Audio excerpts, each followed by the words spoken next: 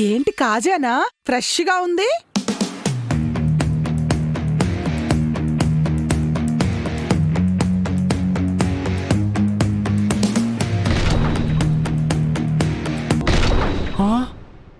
ఆ ఒక్క ఎందుకు తిన్నారండి?